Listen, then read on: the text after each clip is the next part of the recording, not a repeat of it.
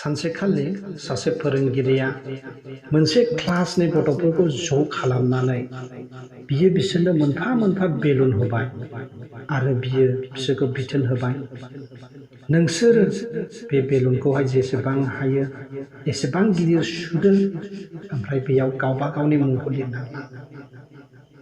फोरोंगिरिनि बेबायदि बिथोनखौ खोनानानै गथ'फोरा बेबायदियैनो खामानि मावबाय आरो जेब्ला गासै गथ'फोरा बेबायदि खामानि मावना लानो हाजोब्बाय, गावबा गावनि मुंखौ बेलुनाव लिरना लानो हाजोब्बाय, अब्ला फोरोंगिरिया बे गासै बेलुनखौ ज' खालामनानै बेखौ मिक्स खालामनो हमबाय आरो मिक्स खालामनानै बेखौहाय हायाव गारलाबायबाय। बेनि उनाव फोरोंगिरिया गथ'फोरखौ बुंबाय, दानिया नोंसोरो गावबा गावनि बेलुनखौ नागिरनानै लादो आरो बे खामानिखौ नोंसोरो 5 मिनिटनि गेजेरावनो मावनांगौ होननानै बियो बिथोन होबावबाय।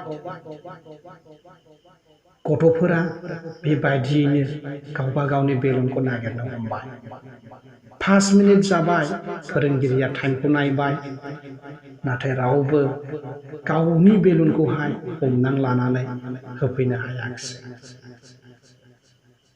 बेबायदियावहाय फोरोंगिरिया गथ'फोरखौ जेरावनो दं बेयाव दलर थानो थिनबाय आरो गोदानै बिथोन होबावबाय, दानिया नोंसोरो जेखौ हमनो मोनो बेखौनो लादो।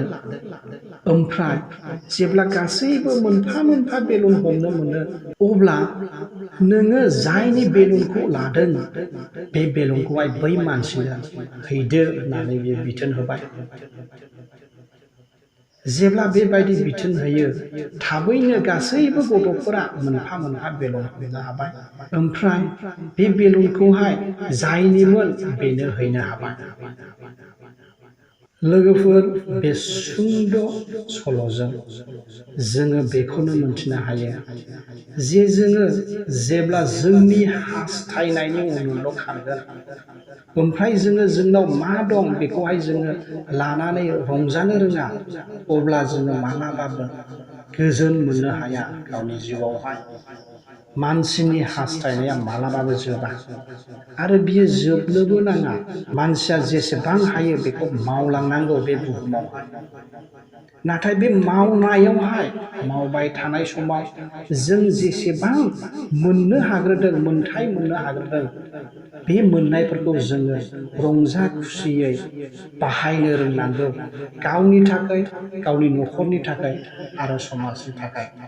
बेबादियैसो जोङो जोंनि जिउआवबो खुसि लाबोनो हागोन, जोंनि न'खरनियावबो जोङो खुसि लाबोनो हागोन आरो समाजखौबो जोङो गोजोनै खुसियै खुंलांनो हागोन।